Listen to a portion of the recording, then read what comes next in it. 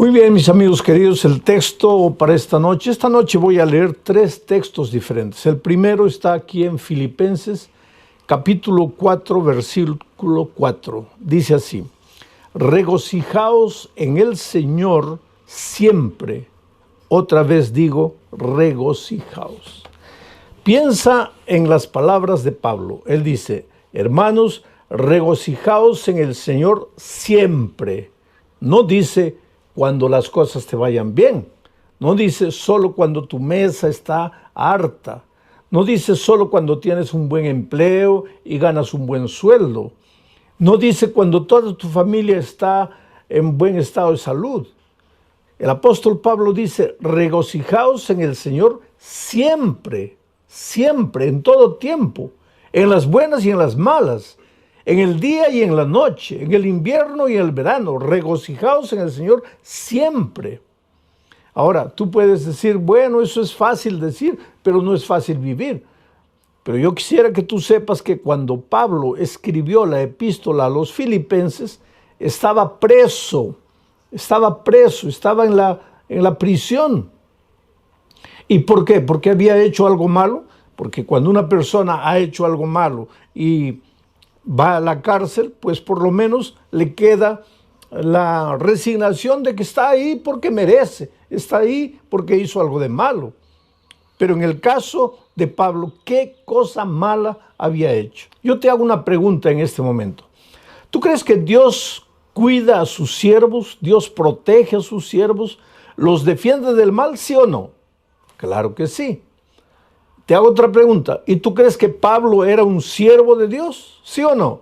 Claro que sí. Entonces viene la tercera pregunta. ¿Y si Pablo era un siervo de Dios?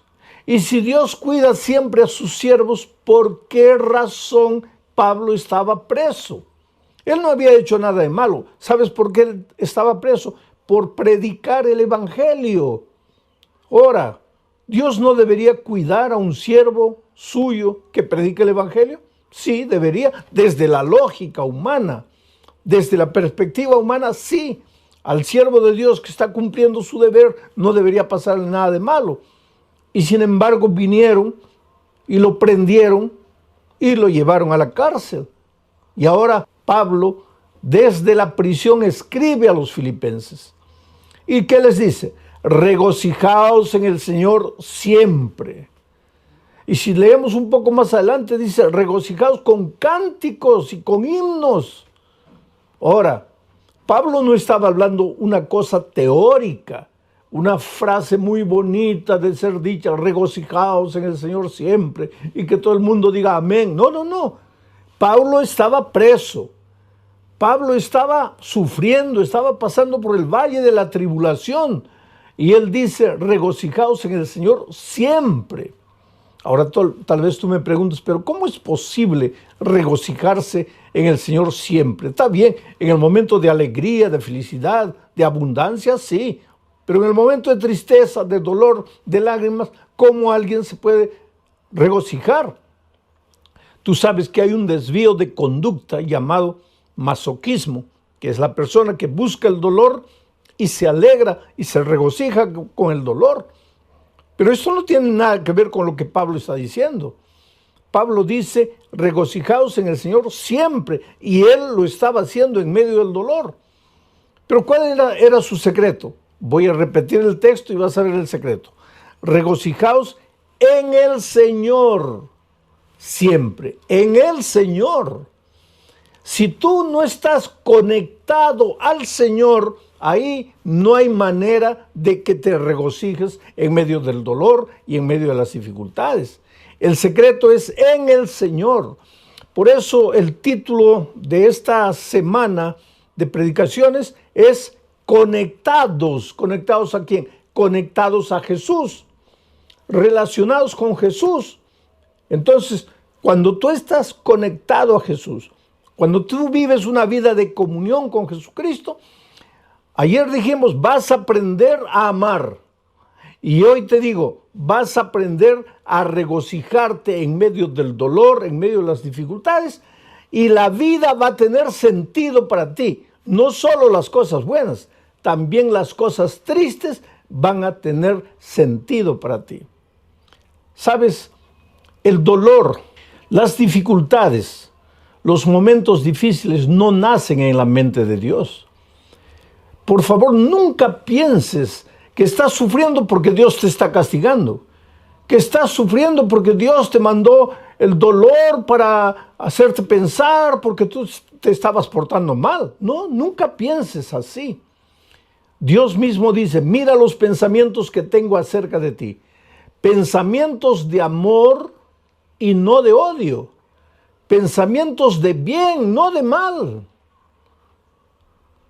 Mira los pensamientos que tengo acerca de ti, pensamientos de paz. O sea, de la mente del Señor, del corazón del Señor, solo salen las cosas que te hacen bien. Nunca lo que te hace sufrir.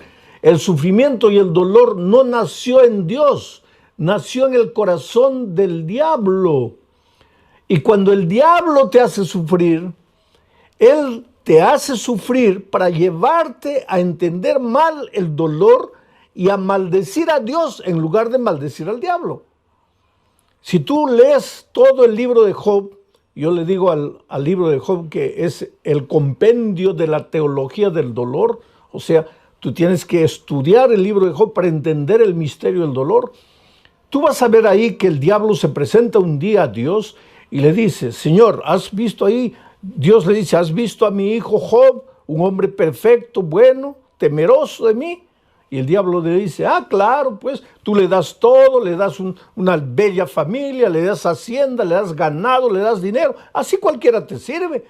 Ahora, quítale todo eso para que veas que él te va a maldecir. Miren lo que el diablo dice, quítale todo eso. Pero Dios no quita nada. Dios jamás te va a quitar lo que te hace bien. Si Dios te quita, te va a quitar el pecado, la miseria, el vicio, lo que te destruye, lo que arruina tu vida, lo que malogra tu familia. Dios te va a quitar eso, pero Dios nunca te va a quitar lo que te hace bien. Es el diablo que te quita, porque si tú continúas leyendo el relato de Job, vas a ver que el diablo es el que le trae maldición, le trae el dolor, le trae enfermedad, le trae todo a Job, pero con un propósito, hacer que Job se rebele contra Dios y que piense que quien lo está haciendo sufrir es Dios y se revolte contra Dios.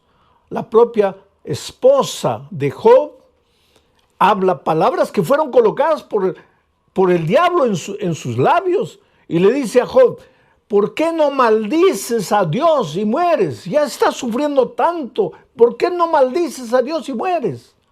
Ella no estaba hablando palabras de ella estaba hablando las palabras del enemigo, porque es el enemigo que te hace sufrir, es el enemigo que te trae dolor, y para traerte dolor muchas veces se sirve de tus propias actitudes, de tus propias decisiones equivocadas, porque el diablo no te echa el licor a la boca a la fuerza, tú es que tomas. El diablo se sirve de ti mismo, de tus errores, de tus desvíos, de tus elecciones equivocadas. ¿Para qué? Para traerte dolor a ti mismo. ¿Y para qué? Para que pienses que Dios te está castigando. ¿Y para qué? Para que te alejes de Dios definitivamente y para que digas que Dios no te ama.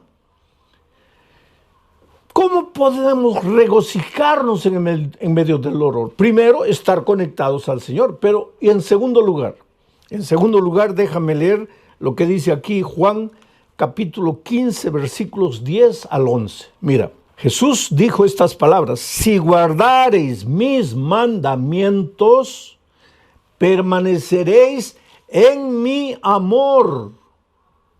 O sea, si tú dices, yo permanezco en Cristo, y si permanezco en Cristo, el diablo no me va a derrotar. Está bien, la palabra muy bonita, la frase muy bonita, pero ¿qué quiere decir permanecer en Cristo? Aquí viene Jesús y dice, si guardareis mis mandamientos, permaneceréis en mi amor. Si guardareis mis mandamientos, permaneceréis en mi amor. Así como yo, dice Jesús, he guardado los mandamientos de mi Padre y permanezco en su amor. Y después el versículo 11 dice, estas cosas os he escrito para que mi gozo, mi alegría, mi regocijo esté en vosotros y vuestro gozo sea cumplido. Aquí está el secreto. ¿Quieres tener la capacidad de alegrarte en las buenas y en las malas? ¿Quieres saber regocijarte, aprender a regocijarte en medio del dolor, en medio de las lágrimas? Hasta cuando un hijo tuyo se enferma, hasta cuando un hijo tuyo muere, aunque pierdas el empleo, ¿quieres encontrar gozo en esos momentos? Yo no digo que vas a levantar las manos al cielo y decir, Señor, muchas gracias porque he perdido el empleo.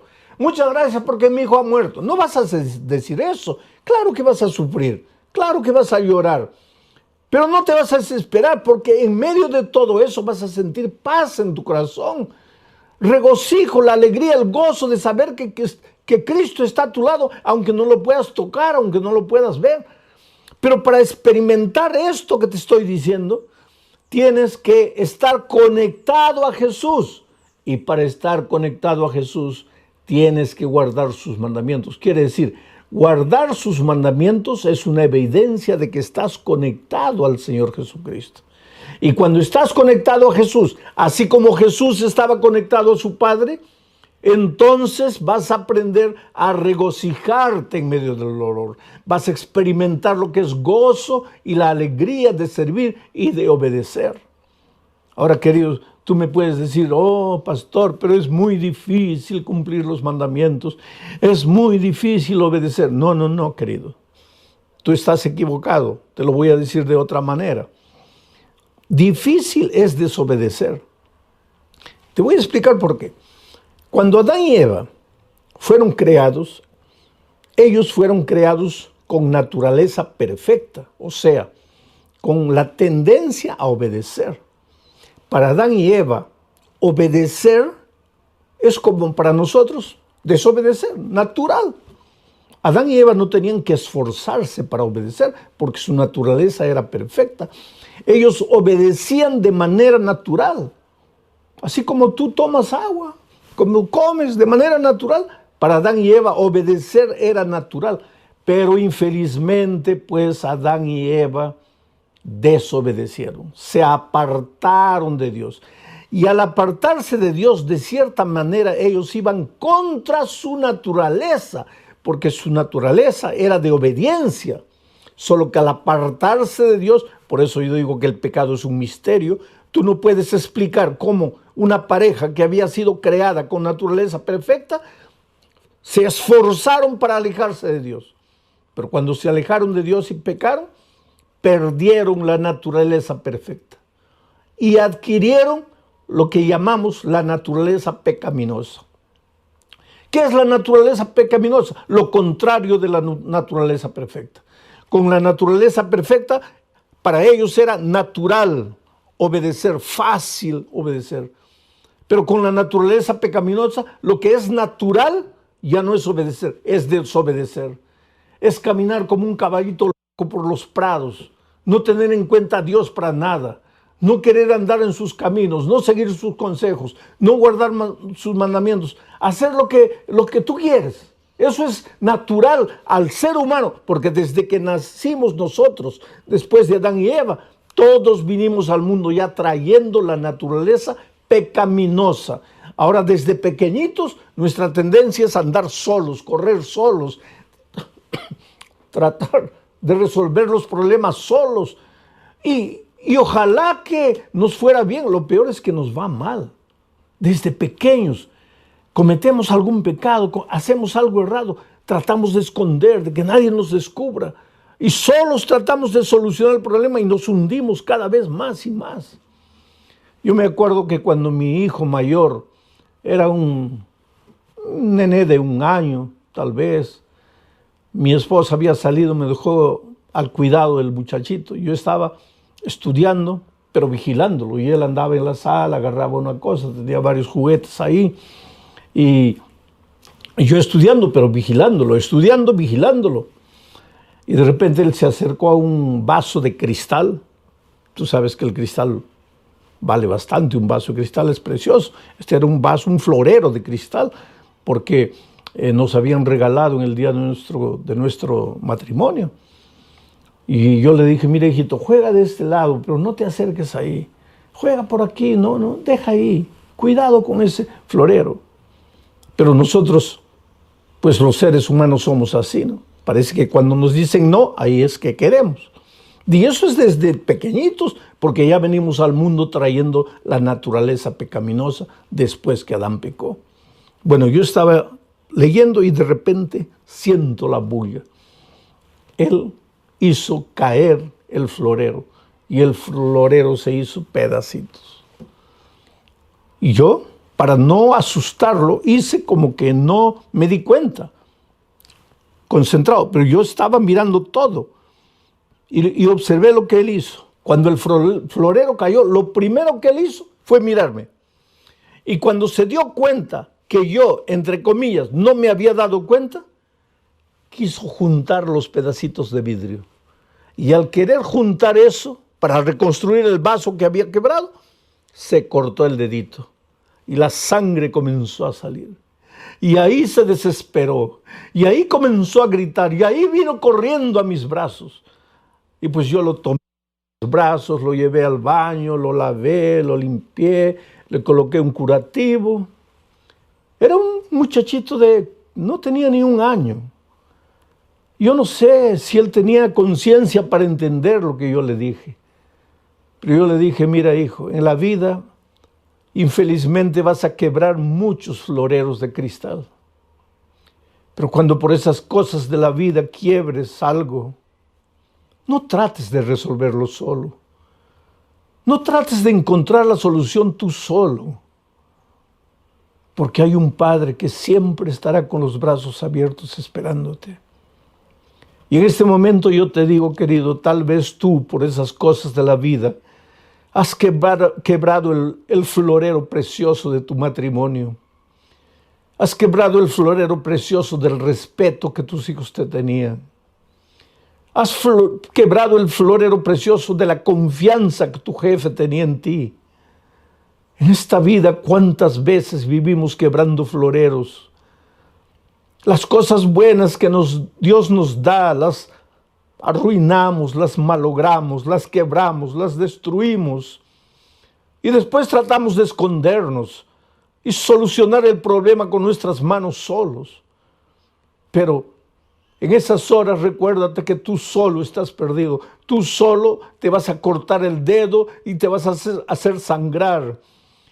Tú no puedes, pero hay un Dios amoroso, un Padre amante.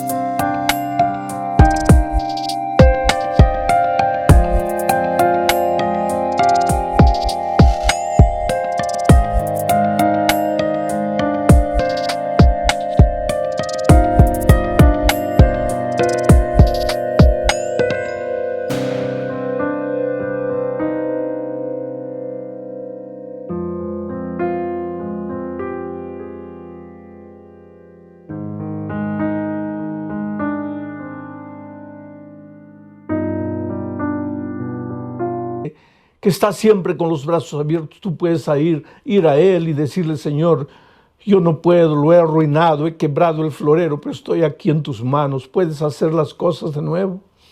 Y Dios es un Dios de segunda oportunidad, de tercera, de quinta, de milésima oportunidad. No tengas miedo de volver a Dios. Ah, pastor, pero yo ya me he ido tantas veces. Oh, pastor, pero yo ya he prometido tantas veces y no puedo cumplir. No importa, hijo. Ven a Jesús una vez y otra. Jesús solo no puede hacer nada por ti cuando tú no vienes. Porque Él no te puede forzar la voluntad. Él no puede hacer nada contra tu voluntad. Tú tienes que querer. Tú tienes que decir sí. Por eso Juan dice, permanecer en mí es estar conectado a mí. Y la evidencia de estar conectado a mí es guardar mis mandamientos. Y el que guarda mis mandamientos, entonces en medio del dolor, en medio de la aflicción, va a aprender a sentir gozo. Es una pena que muchas veces cristianos que están con la Biblia abierta llegan a la conclusión de que los mandamientos ya pasaron, de que los mandamientos ya no son necesarios, de que Cristo, al morir en la cruz, acabó con los mandamientos. Oh querido, los mandamientos son eternos, porque Dios es eterno y los mandamientos son un reflejo del carácter de Dios. ¿Cómo puede alguien decir los mandamientos ya caducaron, ya acabaron? San Juan dice que el pecado es la transgresión de la ley. Ahora, si la ley ya no existe porque Cristo la clavó en la cruz, entonces el pecado tampoco existe, porque el pecado es la transgresión de la ley. Y si el pecado ya no existe, ¿de qué pecado la gracia nos va a salvar? Por eso a veces es una incoherencia decir, yo acepto la gracia pero rechazo la ley. Oh querido, la ley tiene un lugar que no, el papel de la ley, la función de la ley nunca fue salvar. Tú no quieras cumplir la ley para salvarte. Tú eres salvo únicamente por la gracia. Por eso Jesús dice, permaneced en mí. Permanece en mí. No dice permanece en la ley, dice permanece en mí. Pero ¿cuál es la evidencia de que permaneces en mí? Que guardas los mandamientos. No que los mandamientos te salvan, sino que Cristo te salva. Tienes que ir a Él, entregarte a Él, vivir por Él, ser bañado por su gracia. Pero enseguida tienes que vivir una vida de obediencia por el poder que viene de Dios para ti. Y si tú vives así, en medio del dolor, en medio de la aflicción, en medio de las dificultades, vas a aprender a ser feliz. Tengo otro texto más aquí en Hebreos, y esto es interesante. Hebreos capítulo 11, versículos 24 y 25. Dice así: por la fe, tú eres un hombre de fe. Yo el otro día encontré un amigo que me dice, yo soy de la fe, tú eres de las obras. Y este amigo no es miembro de mi iglesia, lógico. Entonces él me dice así, yo soy de la fe, tú eres de las obras. Entonces vamos a leer lo que dice el texto bíblico. Dice, por la fe, Moisés, hecho ya grande, rehusó llamarse hijo de la hija de Faraón. Por la fe rechazó. Ahora escucha lo que dice el siguiente versículo.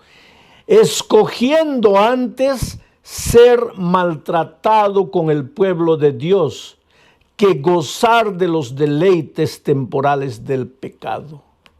O sea, Moisés, por la fe, tuvo que tomar una decisión. En un momento de la vida, él encontró dos caminos. Primer camino, ser maltratado con el pueblo de Dios. Camino de dolor, camino de rechazo, camino de sufrimiento, sí, porque cuando tú decides seguir a Jesús, tú vas a ver que hasta tus mejores amigos, hasta tus familiares más queridos, te van a volver las espaldas, te van a criticar, se van a burlar de ti, muchos te van a abandonar. Yo conozco jóvenes que han sido expulsados de su casa porque aceptaron a Jesucristo.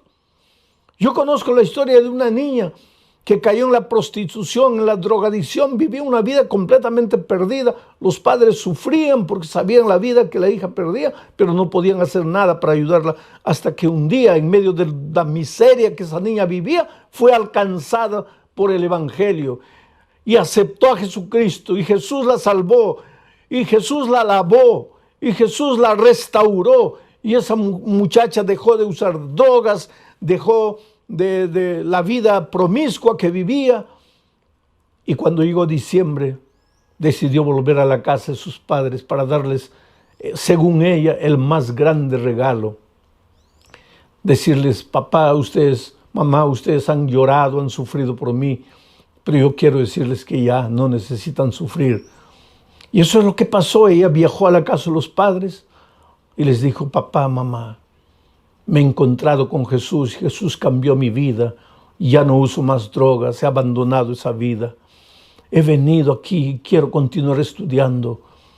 Y la madre la miró y le dijo, ¿qué cosa? ¿Has aceptado a Jesús? Sí. Esa expresión es de los protestantes. No me vas a decir que tú te has vuelto protestante. No me vas a decir que tú has negado la religión de tus padres, de tus abuelos, de tus bisabuelos. Y la niña llorando le dijo, mamá, yo no te estoy hablando de religión, yo te estoy hablando de la vida que yo vivía. Tú sabías la vida que yo vivía. Jesús me encontró, me perdonó, me restauró, me salvó. Yo te estoy hablando de mi vida. ¿Y sabes lo que la madre le dijo? Hija, yo te preferiría drogadicta, viviendo la vida perdida que vivías, que traicionando a tu iglesia y a la religión de tus padres. Y esa niña me escribió una carta. Y en esa carta ella lloraba y decía, oh pastor, yo pensé que mis padres se iban a alegrar, mas ellos se pusieron tristes porque acepté a Jesucristo. Pues Moisés en un momento de su vida tuvo que escoger entre esos dos caminos. El camino del sufrimiento, del rechazo, del dolor por aceptar a Jesús. O el camino de la alegría de este mundo, el placer de este mundo, el placer del pecado. Y por la fe, Moisés escogió seguir a Jesús. Aunque eso implicase dolor circunstancial, pero él había aprendido también a regocijarse en medio del dolor por causa de Cristo. Prefería eso que el gozo que el mundo da, el gozo que el pecado te da. Porque ¿qué pasa? ¿Qué cosa es el gozo de este mundo? Una noche de fiesta, de borrachera, con una mujer, con otra mujer, y al día siguiente te duele la cabeza, la conciencia te pasa, te sientes culpable. ¿Qué gozo es ese? El Señor Jesucristo te llama de ese terreno y te lleva al terreno que te conduce a la vida eterna, al camino que te conduce a la vida eterna. Por eso la Biblia dice, hoy es el día de buena nueva, hoy es el día de salvación. Oh querido, Dios te ama, Dios tiene un plan maravilloso para tu vida y ese plan no es que tú estés malgastando tu juventud, malgastando los mejores años de tu vida en la miseria, en el pecado, en el dolor. No, yo sé que el pecado te proporciona un...